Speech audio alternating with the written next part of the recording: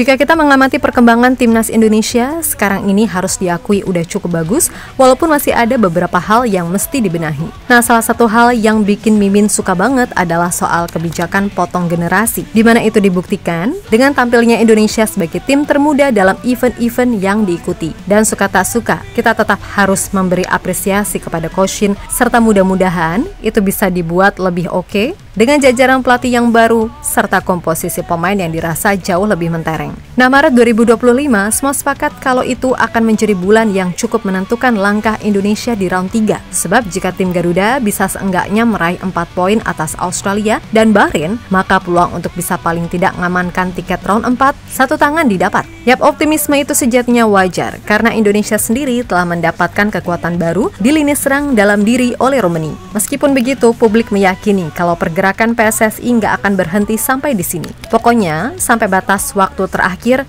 segalanya akan dilakukan untuk membuat timnas Indonesia jadi lebih kuat. Toh, menurut info yang ada, masih ada Jairo serta 2 pemain yang berposisi kiper serta striker yang di akhir Februari atau awal Maret akan diurus berkasnya dan akan diusahakan clear tepat waktu. Namun di luar itu semua, ada kabar cukup menarik manakala ada satu nama lagi nih yang bakalan ikut gerbong kedua ini. Dia adalah Emiliano Jonathans. Tentu saja kabar ini cukup mengejutkan terutama bagi Tony Popovic, pelatih baru Australia. Dan sesuai prediksi pelatih Jepang, Hajime Moriyasu, Indonesia benar-benar jadi tim yang lebih sulit ditebak kekuatannya, yang mana itu bagus untuk menambah sisi dramatis di grup C ini.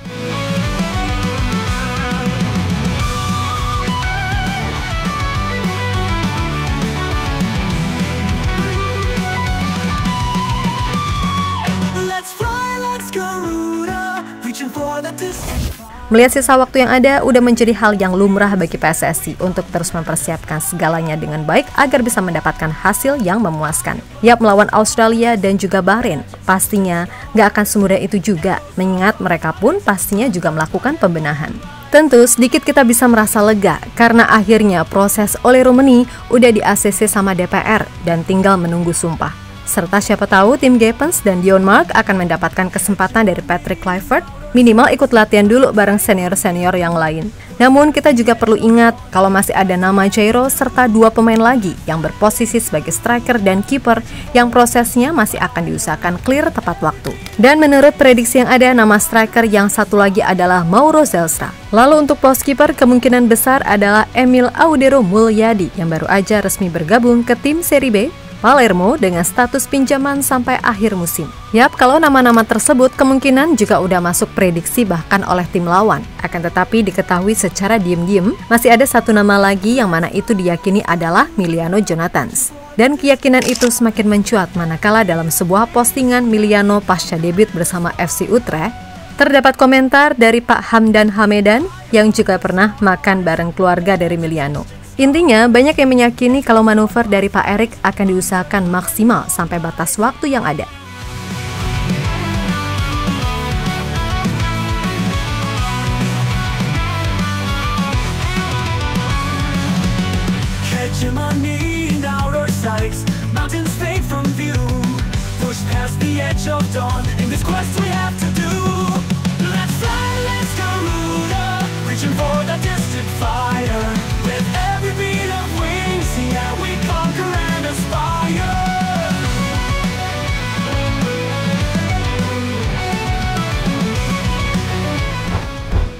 Sementara itu, mendengar kabar yang ada membuat pelatih Australia, Tony Popovic, cukup merasa kaget. Sebab apa yang dilakukan PSSI mulai dari mengganti pelatih sampai memasukkan nama-nama pemain baru dirasa benar-benar jadi ancaman serius bagi Australia. Terlebih, ia juga masih dipusingkan karena belum dapat pengganti sepadan dari absennya Harry Souttar dan Alessandro Circati. Selain itu, sampai saat ini Tony Popovic juga mengaku masih belum memiliki gambaran jelas tentang bagaimana timnas Indonesia akan bermain di bawah jajaran pelatih yang baru. Kita sudah melihat riwayat kepelatihannya, belum memiliki riwayat yang panjang, tetapi kita telah melihat struktur yang dimainkannya. Asisten pelatih Alex Pastor selalu memainkan 3 bek di klub yang dilatihnya. Apapun itu, kami akan menganalisisnya, kami harus menghormati lawan. Kami harus siap menghadapi cara bermain apapun, bagaimana mereka ingin build up dan bagaimana mereka ingin bertahan. Dan kami fokus pada permainan kami agar lebih baik. Kami harus memperkuat beberapa prinsip dan fondasi yang kami coba terapkan pada bulan Oktober dan November karena ada jeda selama 4 bulan. Ucap Popovic dikutip dari ESPN. Hegemony in outer sights, mountains fade from view. Push past the edge of dawn, in this quest we have to do. Let's fly, let's Garuda, reaching for the distant fire. With every beat of wings, yeah, we conquer and aspire.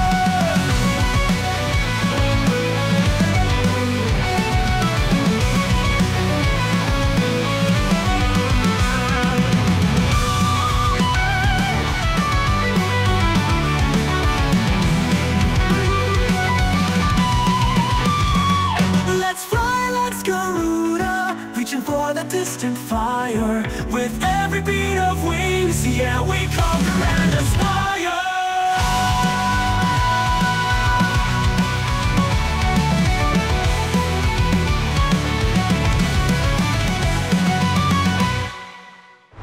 Di sisi lain, apa yang terjadi dengan Indonesia sekarang sejatinya memang udah diprediksi oleh pelatih Jepang Hajime Moriyasu. Baginya, Indonesia benar-benar jadi tim yang selalu sulit ditebak kekuatannya. Yang mana itu bagus untuk menambah sisi dramatis di grup C ini. Santai banget ya ngomongnya. Ya iyalah, orang timnya udah OP pol di grup ini. Nah, selain Moriyasu, beberapa tokoh legenda sepak bola pun juga menganggap segala hal yang dilakukan PSSI ini benar-benar menarik. Wesley Sneijder contohnya, dalam sebuah acara yang ketika itu juga ada Alex Pastor, mantan bintang Inter Milan itu menyebut kalau apa yang dilakukan Erick Thohir adalah sebuah langkah yang bagus, di mana itu merujuk pada penunjukan Patrick Kluivert sebagai pelatih kepala yang didukung oleh Pastor, Lanzat, dan Van den Berg sebagai asisten. Buat saya simpel, saya memahami kenapa Patrick dipilih. Patrick adalah Patrick. Dia adalah orang yang berperan untuk tampil di depan publik. Tapi itulah yang saya harapkan, ini adalah pilihan yang tepat. Kombinasi yang bagus, jadi sangat senang mengetahuinya. Ini adalah sebuah pilihan yang masuk akal bukan? Kami sudah berbicara soal ini, ucap Sneijder. Kemudian ada juga legenda timnas Brazil, Roberto Carlos, yang mengatakan jika semua elemen timnas Indonesia harus tetap percaya diri apapun yang terjadi. Lalu ada mantan penyerang Liverpool, Luis Garcia, yang lebih menekankan supaya para pemain timnas Indonesia jangan pernah berhenti bekerja keras. Menurutnya, selain kebijakan cerdas dari federasi, kerja keras adalah fondasi yang tak kalah penting agar para pemain bisa mengembangkan kemampuan untuk bisa bersaing di level tertinggi. Apalagi ia juga sadar jika mayoritas pemain timnas Indonesia sekarang mayoritas di bawah 25 tahun. Bahkan pemain seperti Ivar Jenner, Justin Hubner, Nathan Chuaon, Marcelino, Rizky Ridho, hingga Rafael Struijk masih berusia 23 tahun ke bawah. Maka dari itu semuanya memang butuh proses yang gak mudah, karena itu akhirnya juga berkaitan dengan hal-hal non-teknis seperti mental serta pengalaman. Mereka butuh waktu berkembang yang menurut saya sangat penting. Ketika kita membicarakan pemain muda, pengalaman itu membuat kita lebih baik di lapangan dan luar lapangan. Itu fondasi penting yang harus pemain muda miliki, ucap mantan bintang Liverpool tersebut.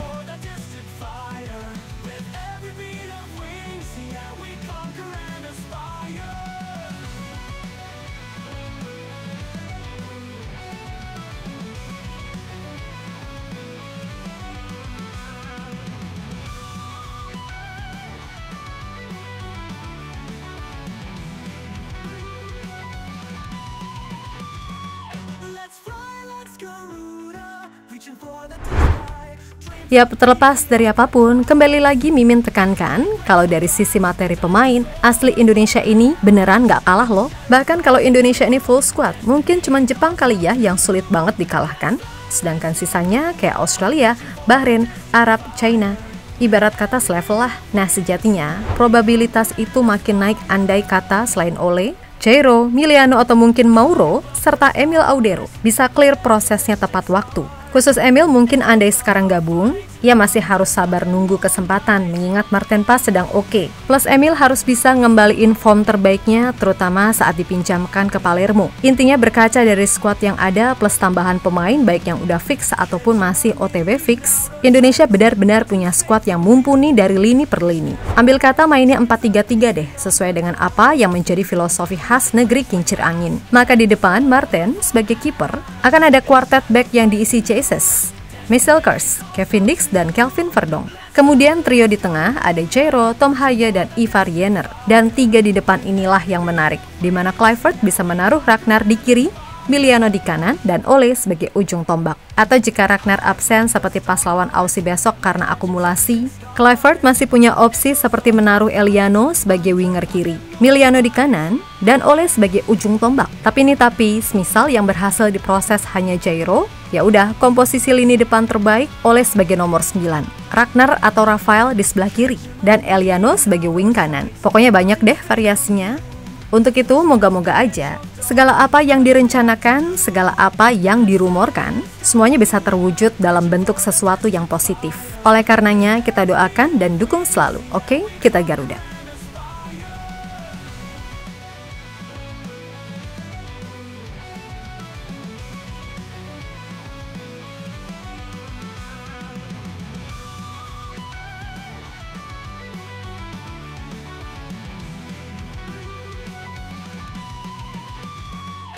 Let's fly, let's Garuda, reaching for the distant fire. With every beat of wings, yeah, we conquer and aspire.